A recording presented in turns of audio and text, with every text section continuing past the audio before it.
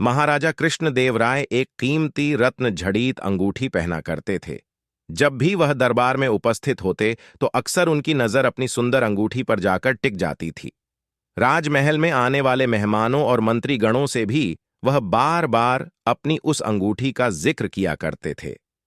एक बार राजा कृष्णदेव राय उदास होकर अपने सिंहासन पर बैठे थे, तभी तेनालीराम वहां आ पहुंचे।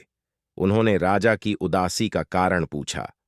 तब राजा ने बताया कि उनकी पसंदीदा अंगूठी खो गई है और उन्हें पक्का शक है कि उसे उनके 12 अंगरक्षकों में से किसी एक ने चुराया है, क्योंकि राजा कृष्णदेव राय का सुरक्षा घेरा इतना चुस्त होता था कि कोई चोर उचक्का या सामान्य व्यक्ति उनके नजदीक नहीं जा सकता था।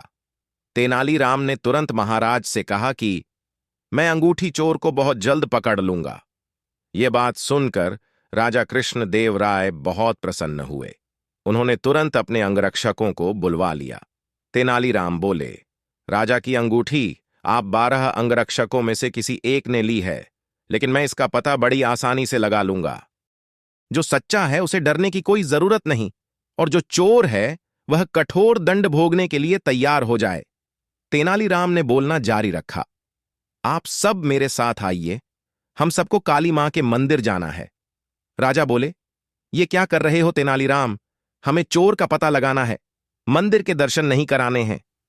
महाराज, आप धैर्य रखिए, जल्द ही चोर का पता चल जाएगा। तेनालीराम ने राजा को सब्र रखने को कहा। मंदिर पहुंचकर तेनालीराम पुजारी के पास गए और उन्हें कुछ निर्देश दिए। इसके बाद उन्होंने अंगरक्षकों से कहा, आप सबको बारी बारी से मंदिर में जाकर मां काली की मूर्ति के पैर छूने हैं और फौरन बाहर निकल आना है। ऐसा करने से मां काली आज रात स्वप्न में मुझे उस चोर का नाम बता देंगी। अब सारे अंगरक्षक बारी बारी से मंदिर में जाकर माता के पैर छूने लगे। जैसे ही कोई अंगरक्षक पैर छूकर बाहर निकलता, तेनालीराम उसका हाथ सूंघते आर एक कतार में खड़ा कर देते।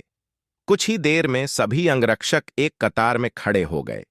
महाराज बोले, चोर का पता तो कल सुबह लगेगा, तब तक इनका क्या किया जाए?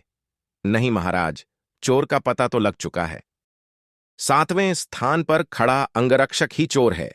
ऐसा सुनते ही वह अंगरक्षक भागने लगा, पर वहां मौजूद सिपाहियों ने उसे धर दबोचा और कारागार में डाल दिया। राजा और बाकी सभी लोग आश्चर्यचकित थे कि तेनालीराम ने बिना स्वप्न देखे कैसे पता कर लिया कि चोर वही है। तेनालीराम सबकी जिज्ञासा शांत करते हुए बोले, मैंने पुजारी जी से कहकर काली मां के पैरों पर तेज सुगंधित इत्र छिड़कवा दिया था, जिस कारण जिसने भी मां के पैर छुए उसके हाथ में वही सुगंध आ गई। लेकिन जब मैंने 7वें अंगरक्षक के हाथ महके तो उनमें कोई खुशबू नहीं थी। उसने पकड़े जाने के डर से मां काली की मूर्ति के पैर छुए ही नहीं। इसलिए यह साबित हो गया कि उसी के मन में पाप था और वही चोर है। राजा कृष्णदेव राय एक बार फिर तेनालीराम की बुद्धिमत्ता के कायल हो गए और उन्हें स्वर्ण मुद्राओं से सम्मानित किया। अगर आपको यह वीडियो अच्छी लगी हो तो वीडियो को लाइक, कमेंट, शेयर जरूर करें। ऐसी वीडियो और देखने के लिए हिंदी कहानी चैनल को सब्सक्राइब कर ले। धन्यवाद।